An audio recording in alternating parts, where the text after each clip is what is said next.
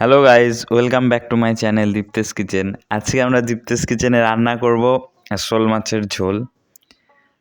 তো রান্নাটি দেখার আগে যারা চ্যানেলটিকে সাবস্ক্রাইব করেন অবশ্যই সাবস্ক্রাইব করবেন এবং পাশে থাকা বেল আইকনে ক্লিক করবেন আরও নতুন নতুন মজাদার রান্নার ভিডিও পেতে। তো চলেন শুরু করা যাক। প্রথমে আমরা কড়াইয়ে 100 গ্রাম মতন সর্ষের তেল দিয়ে নিয়েছি এবং মাছগুলোকে আমরা লবণ ও হলুদ দিয়ে মাখিয়ে রেখেছি।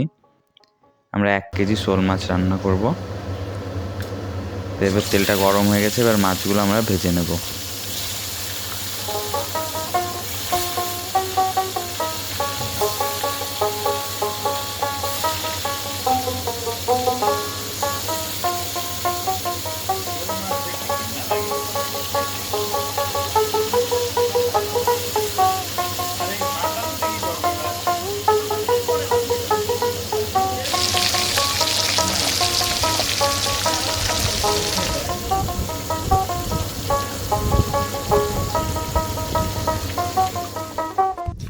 আমাদের মাছটা ভাজা হয়ে গেছে। আমরা খুব কড়া করেও ভাজবো না, মিডিয়াম জাস্ট হালকা ব্রাউন হয়ে এসছে। আমরা মাছটাকে তুলে নিচ্ছি।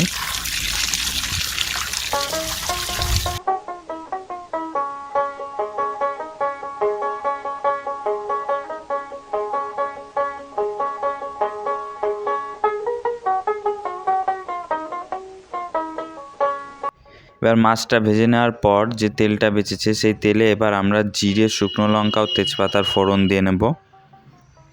তারপর এতে আমরা 4 কোনা করে কেটে রাখা আলু মোটামুটি 500 গ্রাম মতন দিয়ে দিচ্ছি।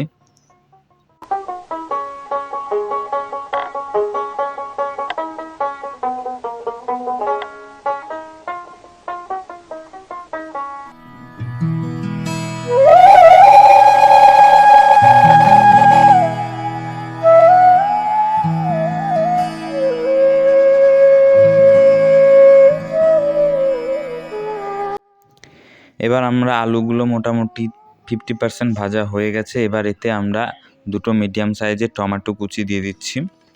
টমেটো কুচিটা দেওয়ার পর এতে আমরা লবণ দিয়ে নেব স্বাদ মতন। একবারেই দিয়ে দিচ্ছি লবণটা আমরা।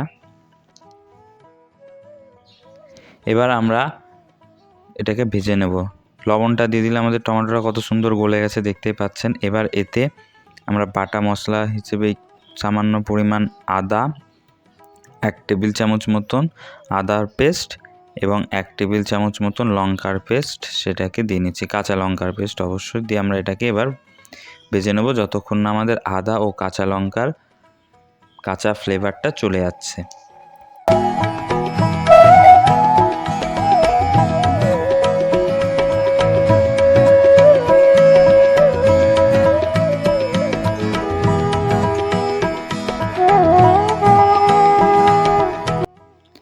আমরা 3 থেকে 4টে কাঁচা লঙ্কা দিয়ে নিয়েছি, গোটা অবশ্যই। এবার এতে আমরা গুঁড়ো মশলা হিসেবে 1 টেবিল চামচ মতন জিরের গুঁড়ো, 1 টেবিল চামচ মতন কাশ্মীরি শুকনো লঙ্কার গুঁড়ো এবং 1 টেবিল চামচ হলুদ গুঁড়ো দিয়ে আমরা এটাকে ভেজে নেব আর কি কষিয়ে নেব। আমরা 3 মিনিট মতন কষিয়ে গ্যাসের ফ্লেমটা মিডিয়াম রাখতে হবে, না তো আমাদের মশলাগুলো লেগে যাবে। 3 মিনিট কষানো হয়ে গেলে এবার এতে আমরা যে ভেজে রাখা মাছ সেটাকে দিয়ে দেবো।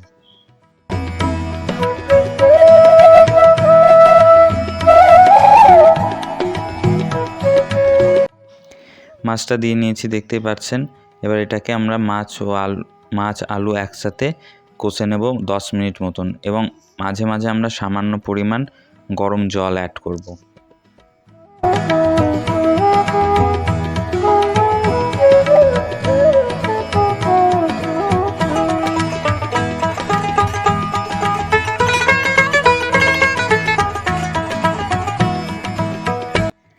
গরম জল অ্যাড করেছি দেখতেই পাচ্ছেন।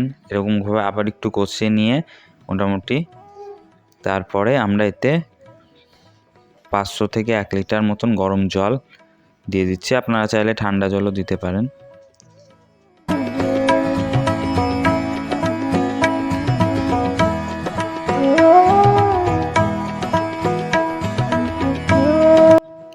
আমাদের ঝোলটা রেডি হয়ে গেছে, ফুটে এসছে দেখতে পাচ্ছেন। আমরা জলটা দেওয়ার পর 10 মিনিট মতন ফুটিয়েছি এবং তেলটাও ছেড়ে এসছে। এবার এতে আমরা গরম মশলার গুঁড়ো দিয়ে দেবো 2 টেবিল চামচ।